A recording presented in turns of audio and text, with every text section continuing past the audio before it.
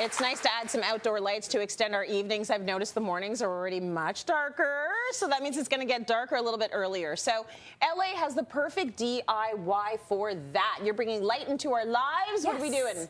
We are going to make these outdoor lanterns. Ooh, and these made that. I made them, and you know what? You can make them. You can do it too. This is what I would classify as a very beginner DIY project. Would you? It might look intimidating. But look at what's up here. No, but okay. Beginner, huh? Okay. I have to tell you, one of the #1 questions I get asked is, how do you use power tools? Can you show more with power tools? Because I'm intimidated. And here's the easiest answer that nobody wants to hear. The best way to learn is to try. True. So as long as you can get past the intimidation and get one in your hand, they're very easy to use. And every power tool simply replaces a hand tool. True. So it's actually going to make your life easier. They're not meant to be hard and difficult. They're actually supposed to make it easier. True. Very true. You just need to try. So on that note of the power tool, with this project, everything here that you need to build tool-wise, you can use a hand tool. Okay. I've just used some power tools just for the speed of it to make my life easier. But if you just have basic tools in your garage, you're just going to have to go out and buy a few simple materials to be able to create this, which I want to also point out, these are a bit of a dupe from a store that shall remain nameless that was charging over $300 for this size of lantern. Very, very similar. How much did yours cost? The small one was under 20, and this one was about 25. Oh, okay. This girl loves to save because this girl is cheap. We're all on board. Right. Okay. So let's dive in. So I did go to the home improvement store and I picked up 1x1 wood dowel. So these come in about 4-foot runs. So these will easily fit into the back of your car. You don't have to worry about 8 or 12-foot runs of wood.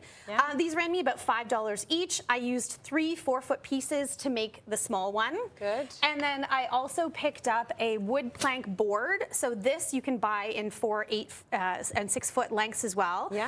This was 8 inches, the long board, and then you just cut some squares. So once you've got your materials for wood, again, you cut your squares, that's our top and bottom.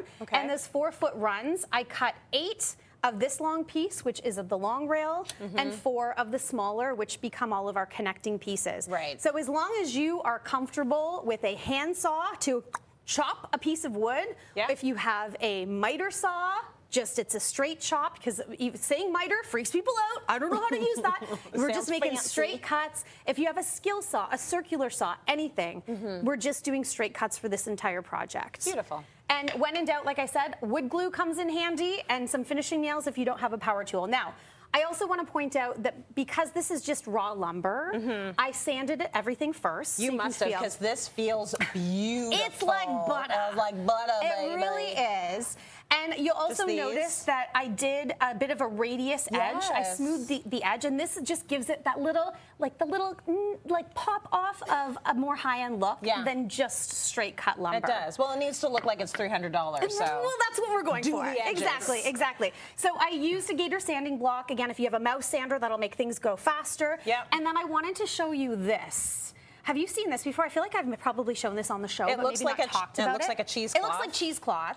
But it's a wax cheesecloth. Yeah, it's sticky. It's waxy. That is called a tack cloth. Okay. And you use that to wipe down all of your wood ahead of time, and that takes all the sanding dust off. Oh, it's just that little extra step. We don't want to be using water on there to wipe everything down, because that can make the wood expand. Got it. All right, I'm going to put on my safety goggles here. Oh, we're getting down to business. We're getting into the power tool situation. This is my favorite part.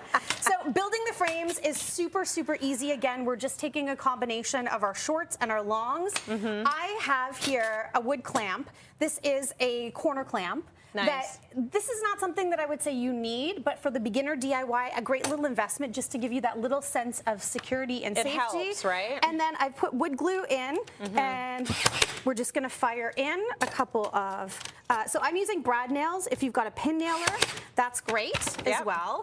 And like I said, hand nails work great too. So that has just finished off one of our side frames. Beautiful. So we've got 2 of those. Super, again, entry-level DIY.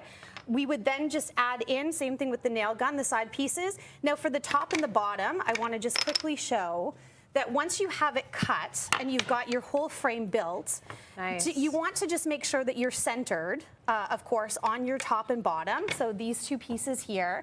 And you'll notice that I drew on here where it's going to go on the top and the bottom, because we're going to glue on one side and then flip it over and make sure that the nails are going through the center of what's stuck on the other side. It's one of those little steps, but it's so annoying, and I've done it many times where I go, oh, I don't need to do that step, I'll skip it, and I fire a nail through and miss, and then it's sticking out of my project. Super annoying, right? Yeah. No, this is why we like that you do the projects and then we can just follow, because you know your mistakes. Let me make the mistakes and figure things out. So the last thing that I quickly want to show is the finish of this. So I actually used a varathane stain in a nice dark color and painted over. Why would you do that, Leanne?